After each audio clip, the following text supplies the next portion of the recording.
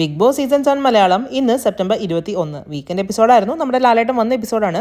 പ്രൊമോയിലൊക്കെ നമ്മൾ കണ്ടതാണ് ലാലേട്ടൻ സ്റ്റേജിൽ നിന്ന് ഇറങ്ങി പോകുന്നത് അല്ലേ. എന്തൊരു ദേഷ്യപ്പെട്ടാണ് അനുമോളുടെ അടുത്തും അതേപോലെ തന്നെ നൂറയുടെ അടുത്തൊക്കെ സംസാരിച്ചത്.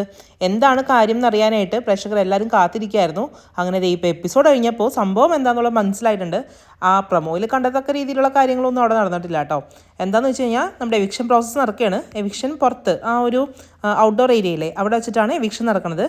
അപ്പോൾ നോമിനേഷൻ ലിസ്റ്റിൽ വന്നിരിക്കുന്ന കാൻഡിഡേറ്റ്സ് മാത്രമാണ് അവിടെ നിൽക്കാൻ പാടുള്ളൂ. ബാക്കി എല്ലാവരും ബിഗ് ബോസ് വീടിൻ്റെ ഉള്ളിലാണ് നിൽക്കുന്നത്.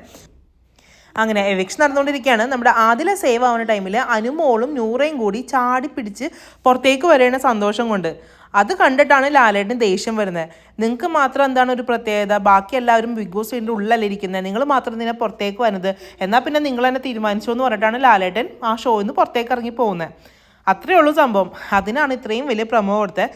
ദെൻ നമ്മുടെ എവിക്ഷൻ പ്രോസസ് ഒക്കെ കഴിഞ്ഞു. നമ്മുടെ റെന ഫാത്തിമ ഔട്ടായതിനു ശേഷം സ്റ്റേജിലേക്ക് വരുന്ന ടൈമിൽ ദേഷ്യപ്പെട്ടു പോയ ലാലേട്ടൻ വീണ്ടും സ്റ്റേജിലേക്ക് വരുന്നതും കാണിക്കുന്നുണ്ട്. അത്രേ ഉള്ളൂ കേട്ടോ സംഭവം. ഇത് കാണാനായിട്ട് സത്യം പറഞ്ഞ പ്രേക്ഷകർ എല്ലാവരും കാത്തിരുന്നത്.